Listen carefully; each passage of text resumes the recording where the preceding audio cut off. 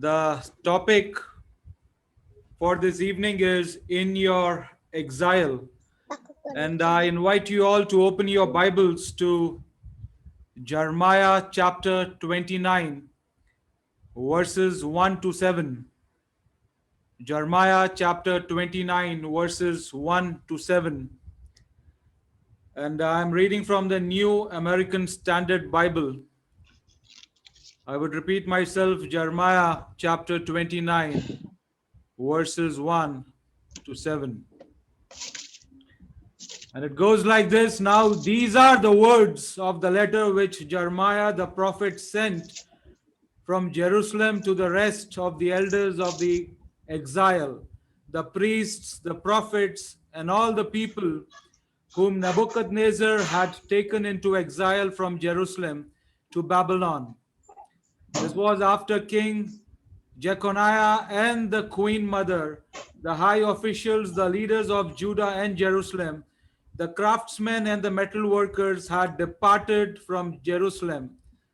The letter was sent by the hand of Elisha and the son of Sahaphan and Gemariah the son of Hilkiah, whom Zedekiah king of Judah sent to Babylon to Nebuchadnezzar king of Babylon, saying, This is what the Lord of armies, the God of Israel, says to all the exiles whom I have sent into exile from Jerusalem to Babylon.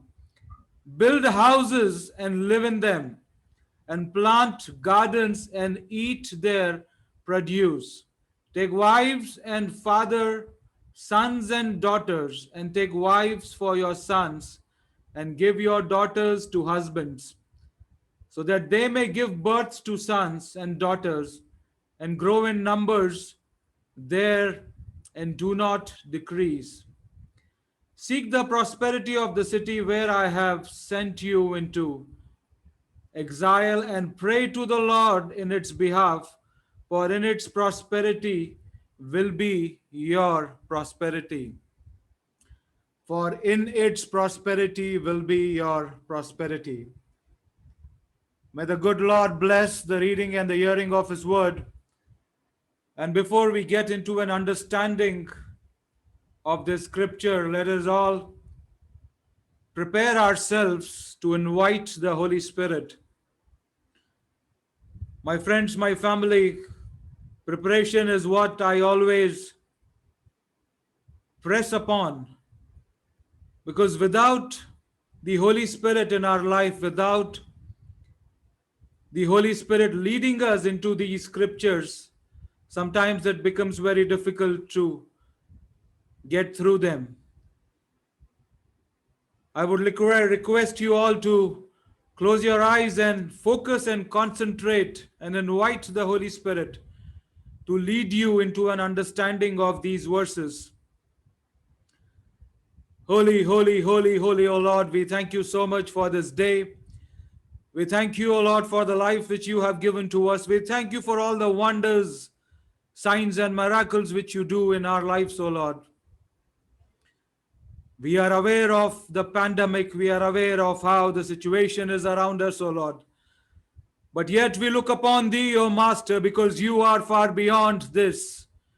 You are far beyond what is bringing fear in our hearts, in our minds. Father, as we, your children, have gathered together this evening as the body of Christ, as thy bride, O Lord, to come to glorify thy name and to sing praises to you, O Lord. Father, bless us with thy Holy Spirit, O Father, that as we go down deep into these scriptures, O Lord, that the Holy Spirit should lead us, the Holy Spirit should teach us, the Holy Spirit should sow seeds in our hearts, in our lives, that not only should we be the hearers of this word, but also be the doers of it. Prepare us, O Master, that we should not be distracted by the enemy, but rather focus upon thee. In the blessed name of Jesus we pray. Amen and amen. A very familiar chapter which most of us might have read before. So I would not take much of time into making you understand that what is going on in this text, but rather would give you a small briefing on what do we see in this chapter 29. If you look in this chapter very carefully, you would see that a letter has been sent by Jeremiah to all the children who have gone into exile. Talking about Jeremiah,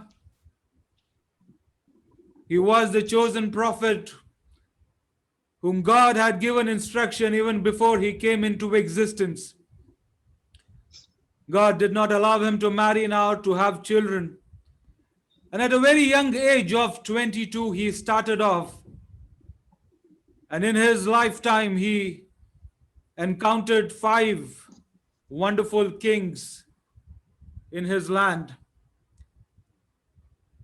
And he was one prophet who was pestering, who was pushing, who was making the children of God to understand that the time of their captivity is near, that they should let go and let the Babylonians come and take over them, so that there will not be much of horrific things, there will not be much of destruction, but rather they were more influenced by those false prophets, namely Ahab, Hananiah, and Zedekiah.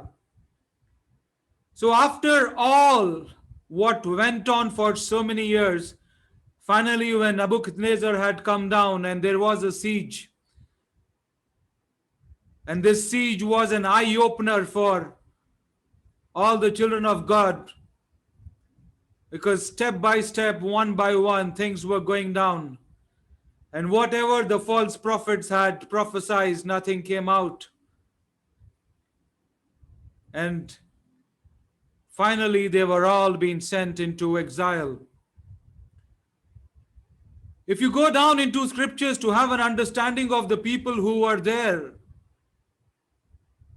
the Bible precisely says that when Nebuchadnezzar had come down to destroy, not only did he destroy Judah, not only did he destroy Jerusalem, he took away the best of the best from the land. He took away all the artisans, he took away the businessmen, he took away the noblemen, he took away the royal blood, he took away all those who could have built the city back. That is why when we read the book of Daniel, we see that Daniel along with his friends was been brought into exile by the Babylonians. And thereafter he dwelt in the exile. So Nebuchadnezzar was a very smart administrator. If you try to analyze that, he took all the cream of the land, he took the best and left what was, which did not mean much to him, left them behind. So here, as the topic says, in your exile. So today, as we have invited the Holy Spirit, let the Holy Spirit encourage each and every one of us this evening to have an understanding, because each and every life has a phase, has a period of exile, has a period where everything becomes so chaotic, has a period where everything is so darkened, where we do not know what to do, where we do not know what is happening around us, when we are forced to do those things which matter the least to us. I am sure in our walk of life, we must have had those experiences, those phases of life wherein life had a complete turn around over things, where everything was so troublesome, so chaotic, where we did not know where or what would happen or how the situations would land us into. My friends, my family, let us visualize, because if you try to visualize the emotions, if you try to visualize the picture of what went down during that time of exile, when forcibly they were taken out from their promises, from their land, where they could reach out to their God, into a land of the pagans, into a place where they believed that there is no God. We also might have sailed in such situations of our life, where forcibly we might have landed onto those roads, onto those lanes which might have brought discomfort to us, where we were all in darkness, where we were not knowing what to do. Even right now, if you see around us, this pandemic it's a type of exile. It's a type of exile where we have come out from our comfort zone, where we have come out from our regular doings and have been forcibly landed into a situation, landed into a place where we are not comfortable with, where we do not know what is going to happen next, where we do not know how our businesses will do, how our jobs will do, how our life will be lived, where we do not know that what is the next thing which would happen. Because if you closely see from last year to now, we all started out with one wave, and now it has come out to wave two, and now they are also anticipating the third wave to come. Every day there is a fear which is moving around, drooling around, which is bringing in so much of worries and tensions to all our lives, including the kids. Today, my son would not go out freely as he used to do before, just because of this fear of the pandemic, just because of what this virus can do. But aside the virus, my friends, my family, if we also look into our lives are in a phase of darkness. Our lives are in a phase where we are disconnected by most of the things. We do not know what is going to happen next. We do not know how our businesses would fare, how our lives will end. We do not know anything. People are running here and there in fear.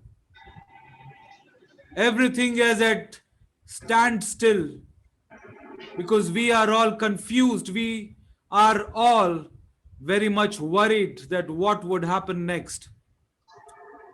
So, as the situation of these people were during those times when they were moving down into exile, leaving their loved ones, leaving their properties, leaving their assets, and they were forcibly being taken down into a place where they do not know anything.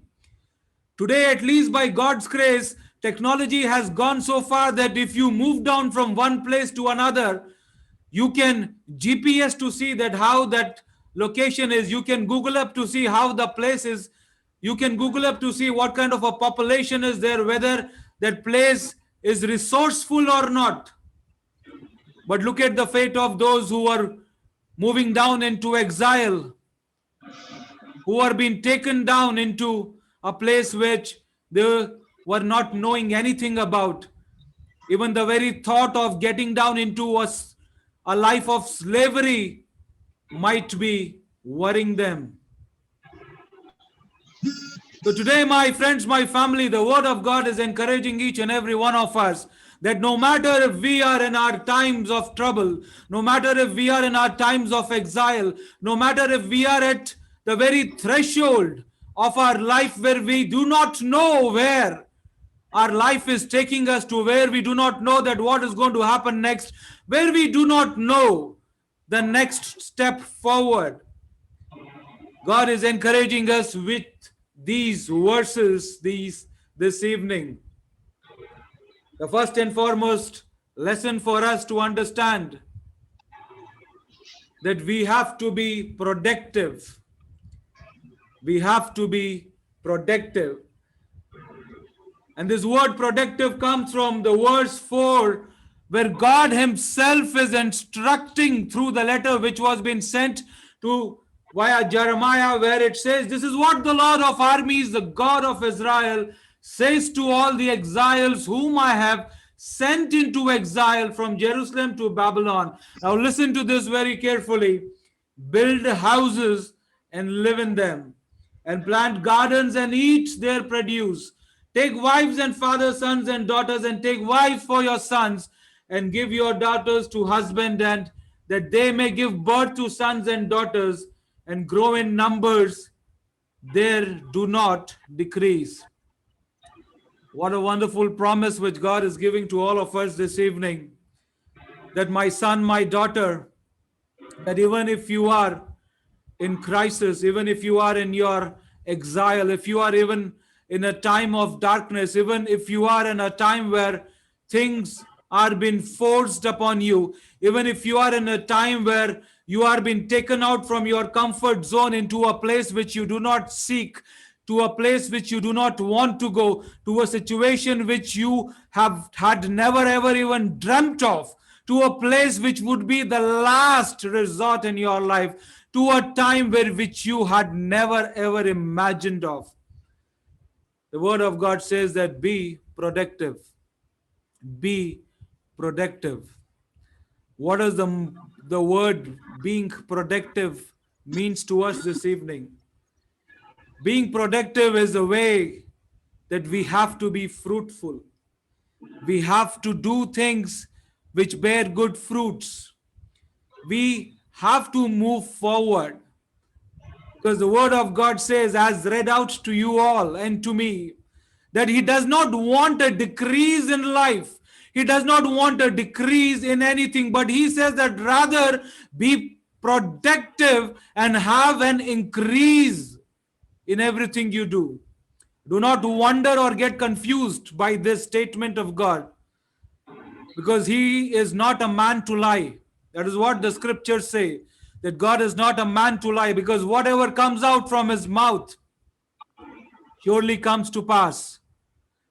Though the promise might take a time to manifest, but it surely does manifest. It surely comes to pass. Because the word of God says that his ways are far greater and beyond our ways. His thinking is far better than ours. His thoughts, we can't even imagine them. So my friends, my family, my beloved, the word of God for all of us this evening is be productive. Do not live in your sorrow. Do not live in your fear. Do not live in your worries. Do not say to yourself that this time is difficult for me. This time of my exile, I cannot do anything. I have to sit down at one place and just be thinking. Do not say that to you. Push yourself. Push yourself. Encourage yourself. Boost yourself. Because the word of God is saying that be productive. Be productive, my family. Be productive, my son. Be productive, my daughter. Do not sit down and die in your exile. Do not get worried. Do not get tensed. Because if you look into science as well, a life which is full of stress invites diseases, invites problem, invites all those things which you would not like to live with. So how better is the word of God, which is encouraging all of us this evening that be productive. Be productive in everything you do. When God himself is with you, when he is guiding you, when he is counseling you, when he is pushing you, when he himself is saying this to you, that my beloved, even though you are in your darkest times, even though every situation around you is not so lucrative, not so comfortable, not so pleasing to your eyes, but I say to you, that be fruitful. Build your houses. Build your houses is not only physically building your house, but it is a way to understand in the spiritual realm that building is building yourself. Because your body is the temple of God. Building your body, building your thoughts, building your mind, building your businesses, building your relationships, building your health, building your emotions, building everything which is in existence. Do not let the enemy pull you down. Do not let the enemy dishearten you. Do not let the enemy sow that seed of fear in your heart that you will live in the fear and die by thinking that what would happen next. God spoke to his children through his prophet Jeremiah and said, do not listen to those false prophets who are claiming that 2 years is the time of your captivity, and after 2 years you would all be brought back to your promised land. You will all be taken back, because this is what the God of Israel, the God of Jerusalem has shown to us. But God so precisely says in his letter via Jeremiah that, my friends, 70 years is the time of your captivity. 70 years is the time where you have to be there in the land which I am sending you into as exiles, as captives, as people who have to depart from their comforts into a place where I am sending you to. But aside this, he is also giving an instruction. Aside this, he is also planting a seed of hope. Aside this, he is also saying that if you want to live in your exile, if you want to do something good in your time of your darkness, if you still want to move forward, if you still want to breathe freely, if you still want to bloom out from your worries, from your troubles, from your trials, I said to you that be productive, be fruitful, and multiply. Genesis chapter 1 verse 28 says, where God called both his kids and said, be fruitful and multiply, because I am giving you dominion over everything.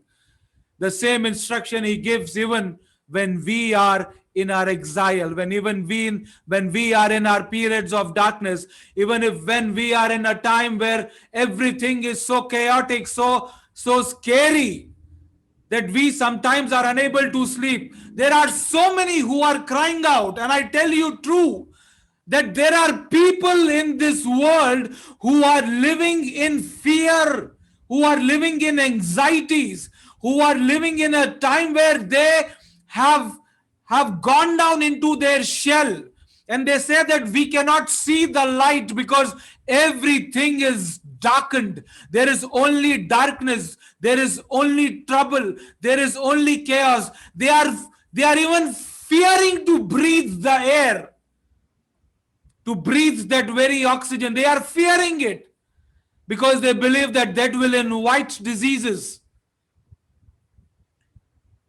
My friends, my family, and all those who are there on the platform, the word of God is encouraging us that do not worry, but rather be productive. Be productive. And by being productive, he says, be productive in everything you do.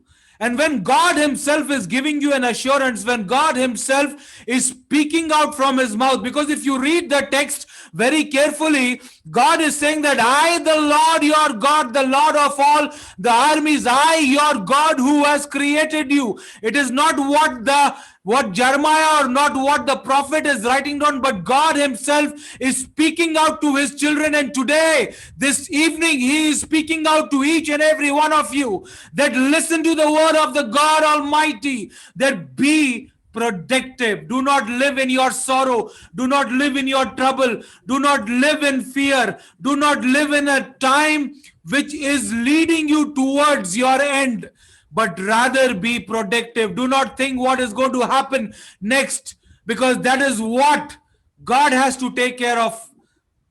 Why do you have to worry about what is going to happen tomorrow when God himself says that I am there with you, I will never leave you, never forsake you? So did he said to so many there in the Bible. If you look into the characters of all those people, when they were in the time of their crisis, when they were into the time of their darkness, God said to them, do not worry, I am there with you. I am there with you. My friends, my beloved, the word of encouragement for us this evening is, let's be fruitful and let us multiply. Let not the enemy pull us down. Let us not live in a shell of darkness. Let us not live in a place which is killing us day by day. Let us not live in stress. Let us not live in pain. Let us not live in agony. Let us not live in a time of crisis. Let us not live in that part of the world which is not progressive, but live in the light. Call upon the Lord. Go in your prayer time, pray to him, and he will give you a path to go. He will lead you into a situation where the light of the living Lord will shine upon you. He will give you directions to walk upon. He will say to you that even though if you are in the time of your exile, still there is hope, still there is progress, still there is productivity, still there is increase, still there is growth, still there is life and light himself. Raise a hallelujah. Raise a hallelujah to him for these words of encouragement. Do not live in a life of sorrow. Do not live in a life of trouble. Do not live in a life of fear, but rather rejoice in the Lord. Rather be happy with him. Rather believe in him, trust in him, because he knows better. He knows it all. He is not saying to you that tomorrow your problems will end. He is not saying to you that tomorrow your situations will change. He is not saying to you that your darkness will be ended right now, but rather he is encouraging you. Rather he is pushing you. Rather he is saying to you that my daughter, my son, my children, even though if you are in your midst of troubles, even though if you are in that valley of your dry bones, even though if you are in the dead zone, even though if you are in a place of darkness, I assure you that you will be productive. You will never decrease, but rather increase. So boost up your morals, boost up your character, boost up your brain, your things, so that you should know that when you call upon the name of the Lord, he will direct you. He will lead your path. He will make sure that you take the right steps. He will build your health. He will make sure that his protection, his shield of fire is around you. He will make sure that he takes care of you in your going out and coming in. He will make sure that your enemies will fall on your sides. He will make sure and give you all the promises which he has given to the psalmist in Psalm 91. And he will say to you that when you call upon the Lord, the help will come from the Mount Zion. The help will come to you from the God. The help will come and take care of you. The help will comfort you. The help will deliver you. The help will guide you. And the Spirit of the Lord will lead you like how he led his people when they were in the wilderness. And the word of God says that even though they were walking down into the wilderness for 40 long years, not one, not two, not three, 40 long years, neither did their clothes tear, neither did the sandals or their slippers or the footwear which they were wearing, neither of it did get worn out, just because the presence of the Almighty God was with them. Today, the Holy Spirit is encouraging each and every one of you that if you believe in him, and trust in him, he will guide you. He will direct your paths. And he will make sure that even though you are in your exile, even though if you are in a time of your trouble, even though if things are not going as per what you had planned, yet you would be productive. Yet you would be productive. And the second most important lesson for us to understand this evening is praying for our persecutors. This is something which is very, very difficult to take home. This is something which is very, very difficult to understand. This is something which is very, very difficult to take in, because so far it was good. God was giving an assurance that I am there with you, even in your time of exile, even if your time of darkness is there, I am there with you, and you have to be productive. There should never be a decrease in your life, but always an increase. In everything you do, there has to be an increase. But as we read further in the text, it says, verse 7, seek the prosperity of the city where I have sent you into exile, and pray to the Lord in its behalf, for in its prosperity will be your prosperity. So in the prosperity of the land will be your prosperity.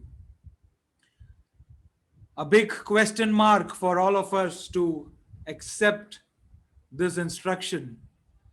A big question mark for all of us to understand this instruction.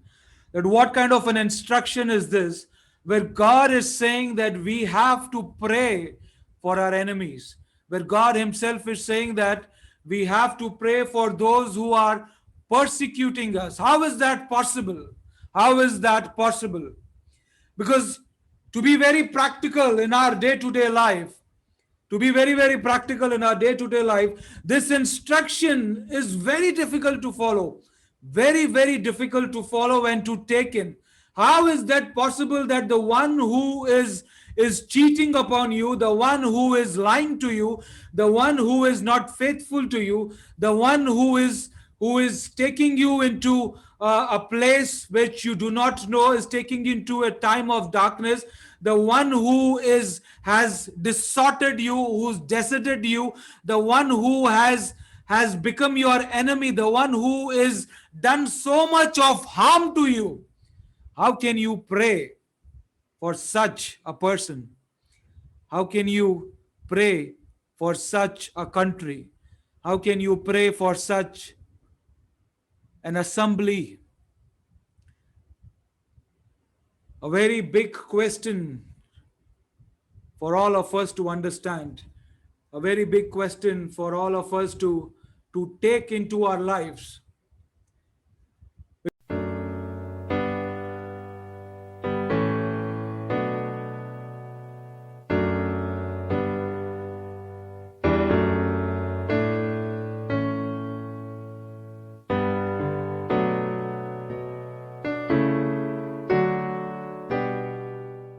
Because on the practical note, it becomes so difficult to accept this.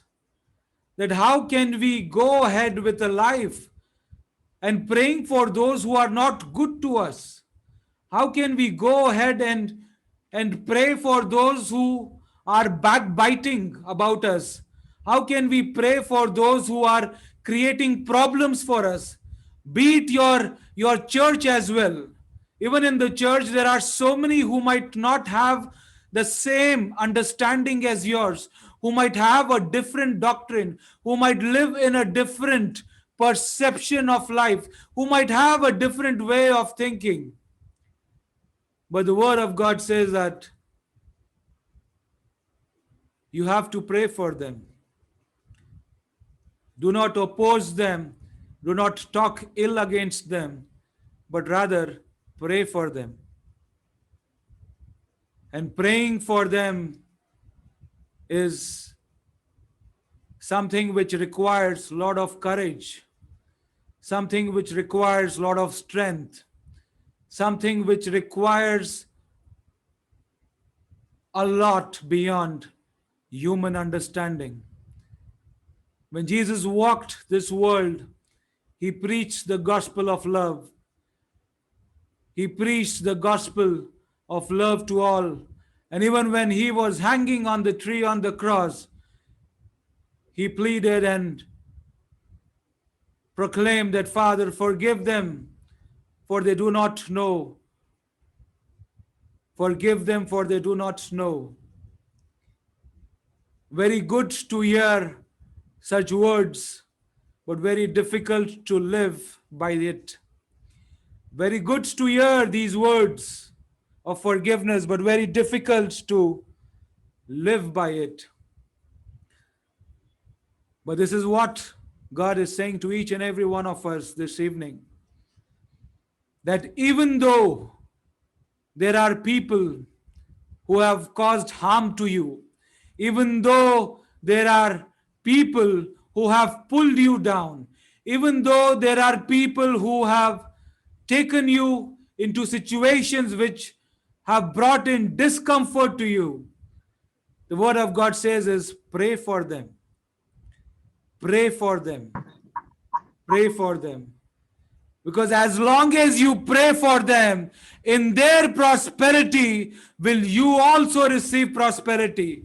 As long as you pray for them, in their well-being, you will also receive your well-being. As long as you pray for them, in their goodness, you will also receive goodness. As long as you pray for them, in their upliftment, you will also receive upliftment. Because the word of God says, that I, your God, will lay a table right before you in the presence of your enemies, and you will dine in their presence.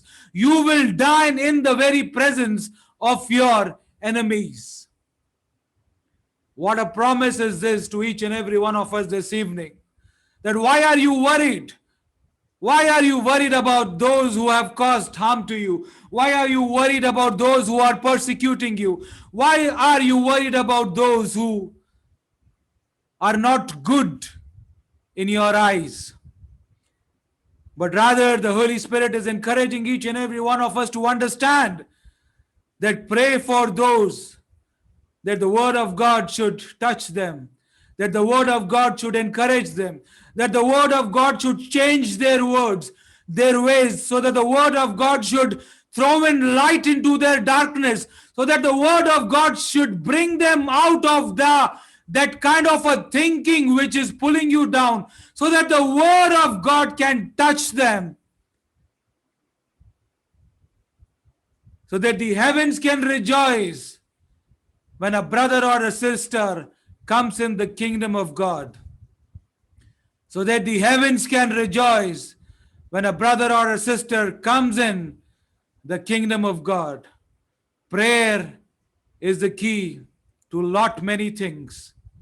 Prayer is the key to lot many things.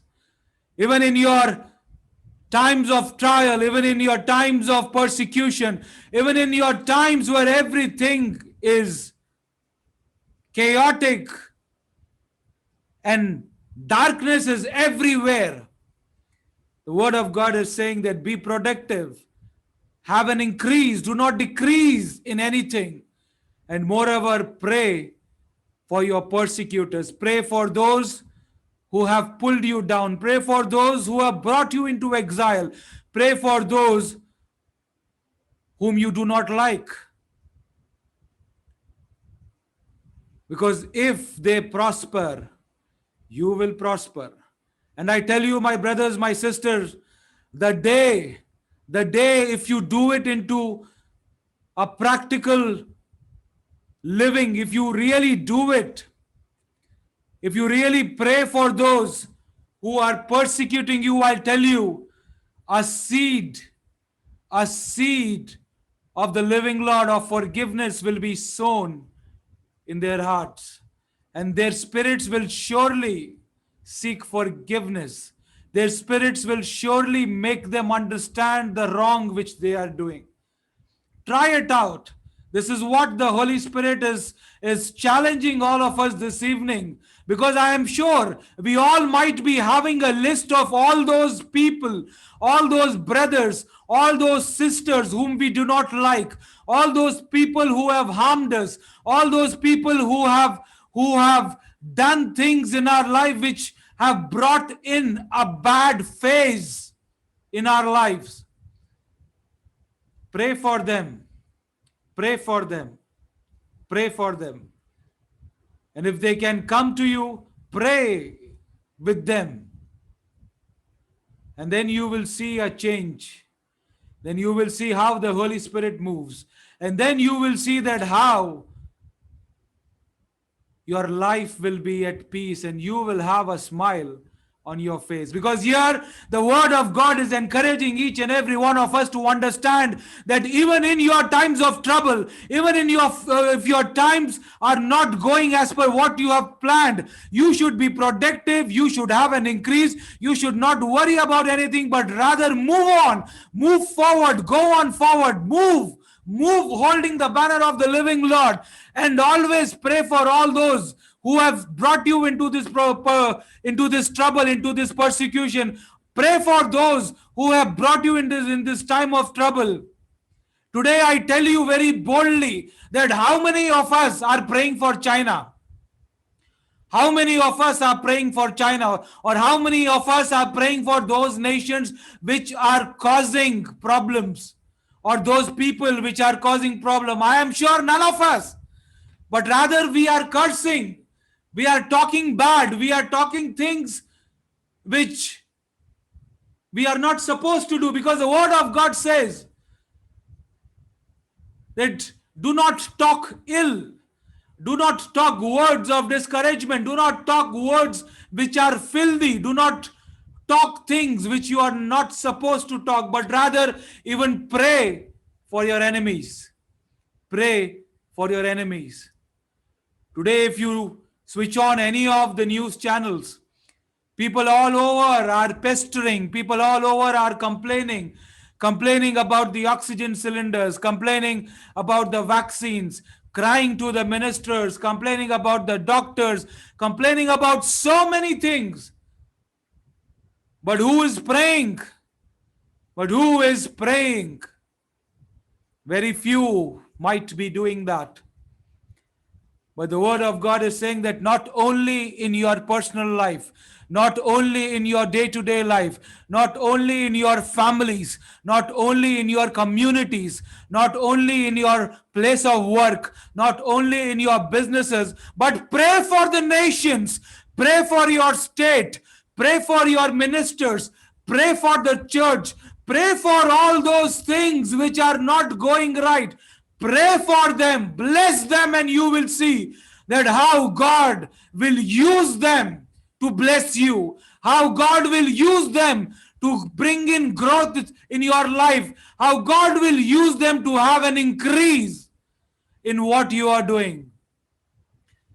And a very nice example is the life of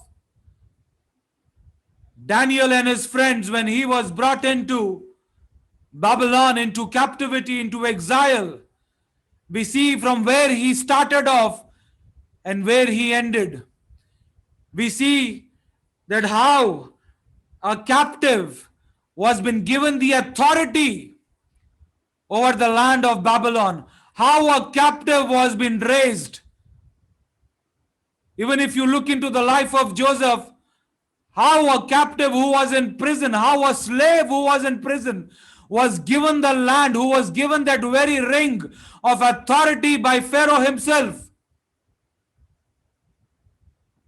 He did not curse. Daniel did not curse.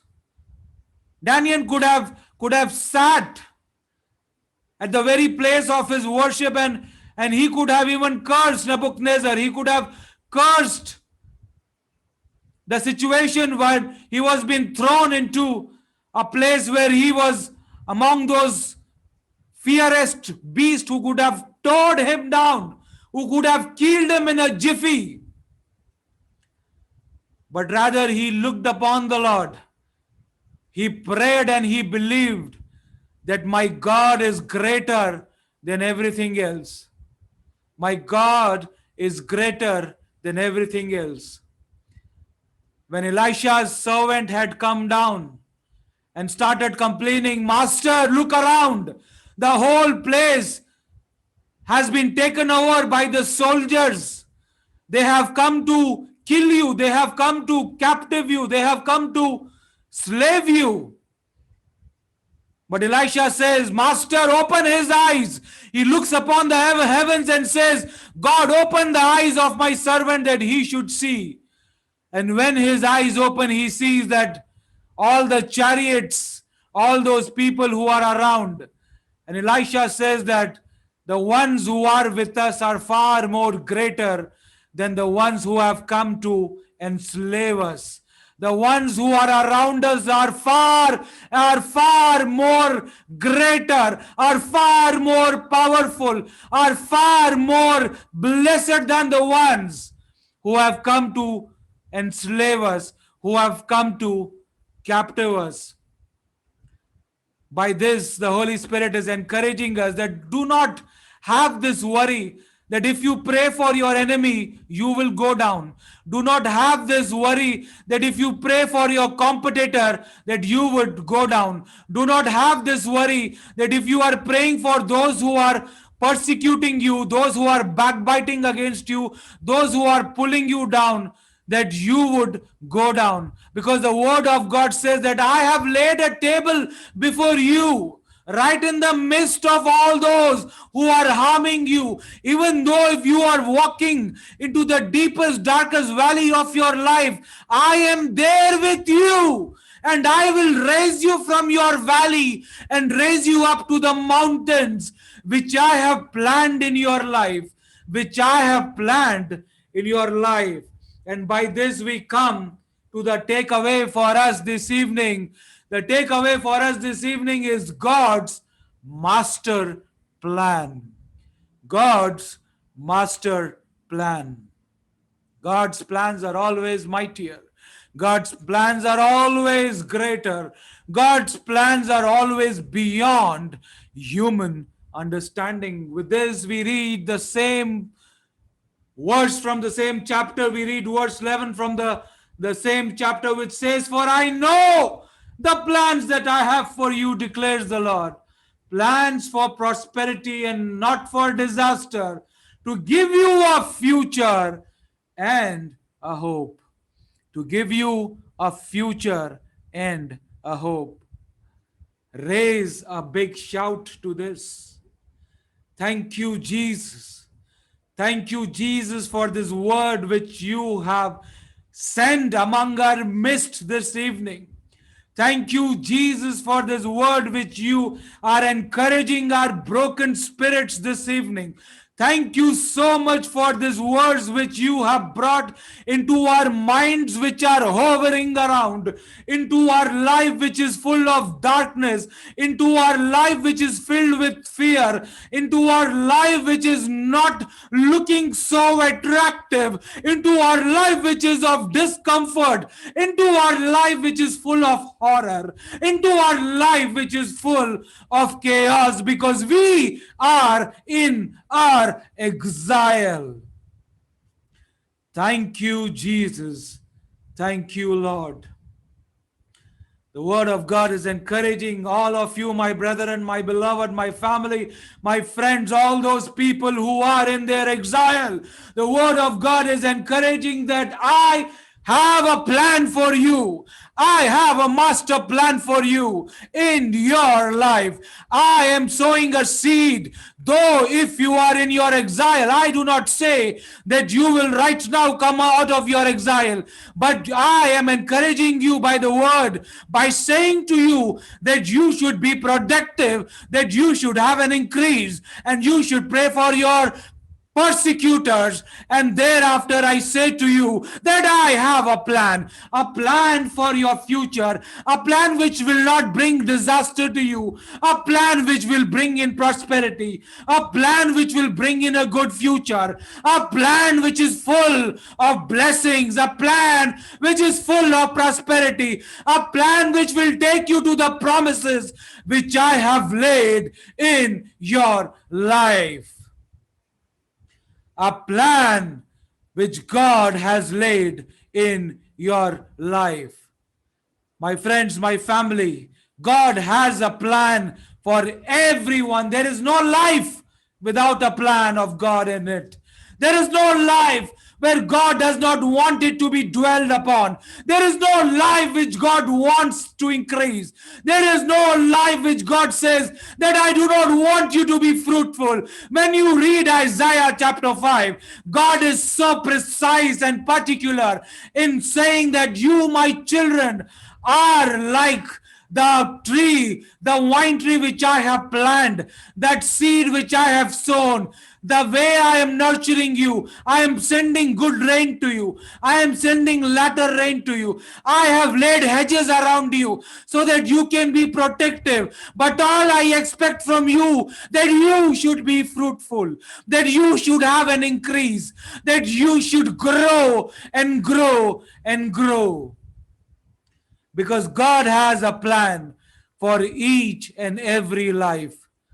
There is no life without a plan of the Almighty God. There is no life without a road leading towards prosperity. There is no life which God wants you to enjoy with the eternal life of the Almighty God. Because He says to each and every one of us this evening that I have redeemed you by the precious blood which I have laid for you on the tree, on the cross, where I took away every sin of yours, where I took away every condemnation of yours, where I took away every iniquity of yours, where I took away every anxiety of yours, where I have taken every problem of yours, and I have given my life that you who believe in me should live a life which will lead you towards the promises, towards the plan, towards a way which I have promised in your life. God's master plan is there in each and every one of our lives. There is no life without the master plan of the Almighty God. There is no life without God's blessings, God's presence, God's communion in it. My friends, my family, today, the Holy Spirit is encouraging you and boosting your morals, boosting your spirits, boosting your heart, your brain, your thoughts, that God is there with you. You are not in a place where you believe that there is no God.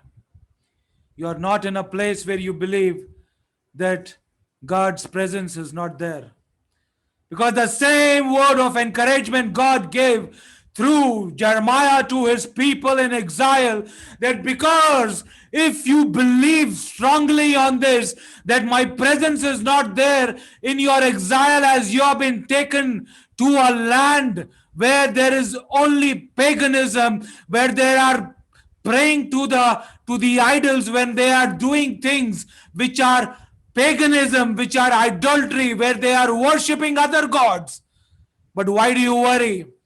Do not think that there is no more God, but rather believe in me, because I said to you that I am there with you, that I will make sure that if you stick on to the obedience which I expect from you, if you stick on to these words of being productive, of moving forward to have an increase, I surely say to you that the plan which I have planned in your life will surely come to pass, will surely happen in your life. Because my brothers, my sisters, my family, my beloved, if you closely look down into the scriptures and read the verse again, it so precisely says that I am the Lord your God who is sending you into exile. It is not that you have gone with your own doings. It is not you who have gone down into that period of your exile.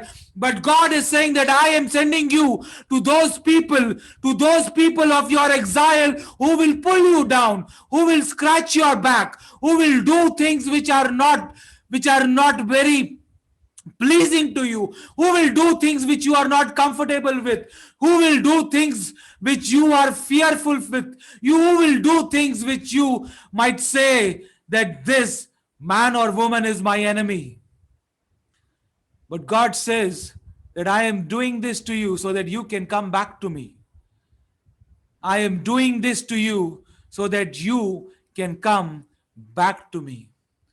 If you read the whole chapter, it makes us to understand the plan of the 70 years of exile which God had laid much before. He says to the children that after your 70 years when you call upon me, after your 70 years when you raise a hallelujah to me, after your 70 years when you invite me to commune with you, to have a relationship with you, I will be more than happy to be with you. I will be more than happy to be present with you. My friends, my family, the Holy Spirit is making us understand that sometimes in our lives, when these exiles come to strengthen up. These exiles come to believe in Him. This exile comes to push our morals. This exile comes to make us to believe in our own self that we still have a hope, that we still have a future, that we still have our God with us because He never leaves, never forsakes. May this word of encouragement, may this word sow a strong seed in your lives that not only this evening or this moment you should only be the hearers of this word, but this word should practically be seen in your life. That you should let go of all your fears, let go of all your troubles, and be productive, be fruitful, be in a way to multiply everything and have an increase even in this time of pandemic, even in this time of trouble, even in this time of exile. And pray for your enemies, pray for your persecutors, pray for all those who have done wrong to you, because as long as you pray for them, you will also be blessed, you will also be taken care of, because the word of God says that all those lives who have followed these instructions, when the exile is done in their life, when a new dawn comes in their life, when a new breakthrough comes in their life, God will declare to you that the plans which He has laid will bring in prosperity, will bring in a future, and will bring in a hope in each and every one of your lives. May God bless you.